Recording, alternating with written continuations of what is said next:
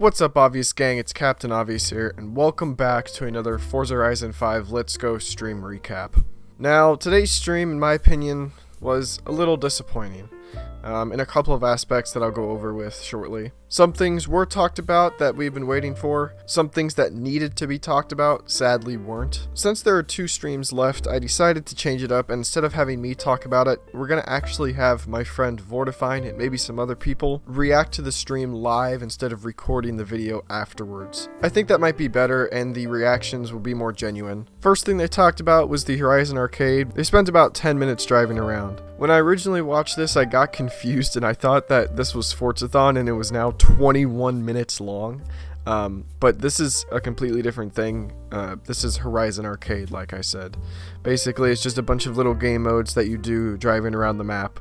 The next thing that they brought up was something called the Horizon Tour, which according to my friend Vortifine is basically just the trial, but more of a game mode, you could say. Is you just race against AIs with your friends, and that's it. Something else that I noticed while they were talking about the Horizon Tour, which they didn't really say anything interesting at all, Mike actually went into drone mode without going into pause menu, like they'll show here.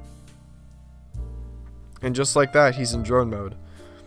I'm really glad that they added that, as honestly, even though going into pause mode might seem like something minute and it doesn't bother people, it's very convenient. If you look over on the convoy screen, Let's Go Joe is actually Jingle Jangle Joe. By the way, please fix your game. Some of the other game modes that they showed were kind of boring, but they were also kind of interesting. This one is called Bullseye, where basically you go to a random location on the map, you have to hit a jump and get in the bullseye. They also showed off some other game modes. They were down by the beach, and they were really kind of basic. One was you have to honk your horn twice, hit 10 fences, get 25 feet of air.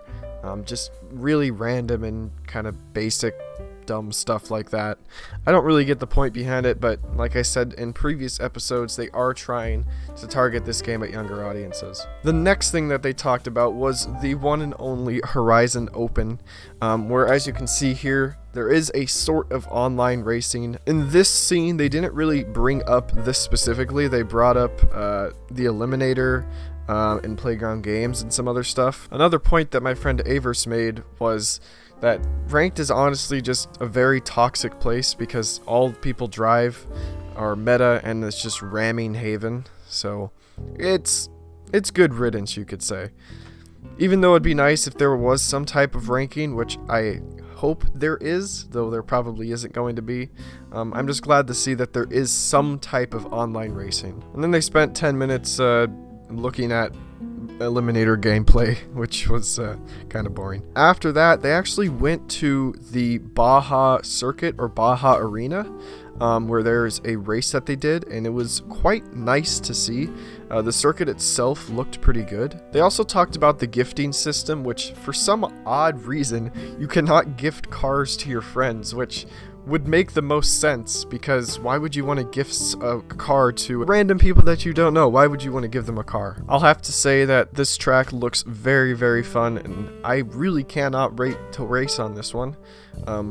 Again, like I've said before in previous streams, this area/arena looks absolutely amazing, and it looks like it could be very much fun to race on. And this is also something interesting. For some reason, she did a barrel roll. So she hit something there. Oh. And then that's what happened. Oh. I sure hope that's not, like, actually at launch. That would be quite annoying. So, sadly, after that, there was really nothing interesting. There is one clip that I'm going to show you from the community Q&A, and then that's really it from the stream. So this clip was posted in the Team War server. It was in the live stream, but I kind of just glossed over it. And when I rewatched it, I realized how probably they haven't changed much with online racing. I suppose I have to ask as well, sort of how has the online race experience changed in Forza Horizon 5 as well? As we see more and more of these races and experiences, I'd love to know how it's evolved over time. Well, do you want me to answer that as well? Go on, yeah, you're on a roll. Yeah, well, online we'll see, I suppose. What aspect? I've fallen over. So it's online racing. So I think Sorry, I was going to go into an AI chat, and then I thought, oh no, that's not that's not online, is it? That's offline. Why don't you go to AI? Why don't you go AI anyway? I'd love to hear about AI, Andy. Yeah. So the AI racing has had a massive overhaul as well. I know that Marco spoke a lot about the physics side of it last week, but we've been. Dank also made a good point by saying maybe if people show that they really want the game mode in the game, maybe they'll add it. They did that in Horizon 4. I think it was about 5 or 6 months into the game's launch. They added custom adventure, and then sometime after that, I think ranked. DJ Customs was in the chat of a live streamer, and he brought up that there's going to be an Event Labs feature in one of the last 2 streams, so hopefully that will give us some information on custom routes and creating tracks. Like for everything in this video, we'll have to see. Anyway guys, thank you so much for watching. This is Captain Obvious signing off. I'll see you guys in the next video.